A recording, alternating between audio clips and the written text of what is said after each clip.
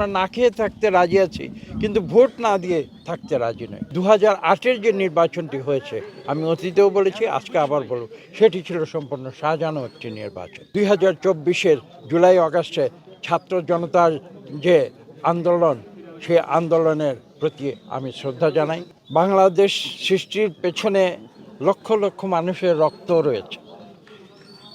উদ্দেশ্যটি ছিল একটি, সেই উদ্দেশ্য ছিল গণতন্ত্র, এবং সেই গণতন্ত্রকে যদি আমরা বাস্তব রূপ দিতে চাই, তাহলে যে পদ্ধতি সারা বিশ্বে ব্যবহার করে থাকে, সেটা হচ্ছে একটি সুষ্ঠু এবং নিরপেক্ষ নির্বাচন। আমাদের উপলব্ধি করতে হবে যে এই গণতন্ত্র পুনরুদ্ধারের জন্য আমরা প্রায় সর্বশেষ 17 বছর রাজপথে আন্দোলন করেছি। আমরা একটি কথাই বলেছি যে বাংলাদেশের মানুষ, তারা গণতন্ত্রে বিশ্বাস করে, তারা ভোটের অধিকারে বিশ্বাস করে। আমরা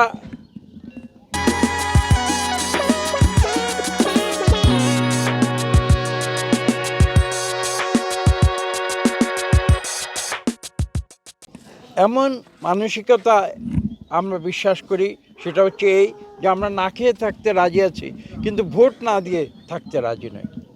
এবং মানুষ কিন্তু, বাংলাদেশের মানুষ তাদের রাজনৈতিক অধিকার সে সম্বন্ধে তারা সম্পূর্ণ সচেতন।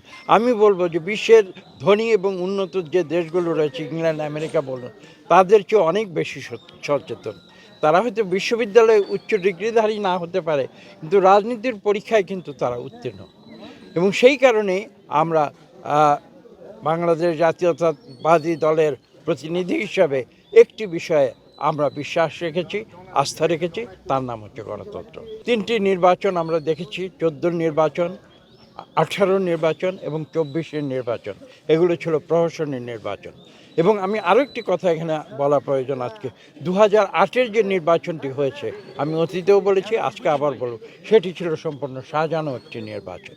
কাজে 3টি নয়, 4টি নির্বাচনের পরে আজকে আমরা সুষ্ঠু নিরপেক্ষ পরিবেশে আমরা ভোট দিতে এসেছি। তার পেছনে 2024-এর জুলাই আগস্টে ছাত্র জনতার যে আন্দোলন, সেই আন্দোলনের প্রতি আমি শ্রদ্ধা জানাই।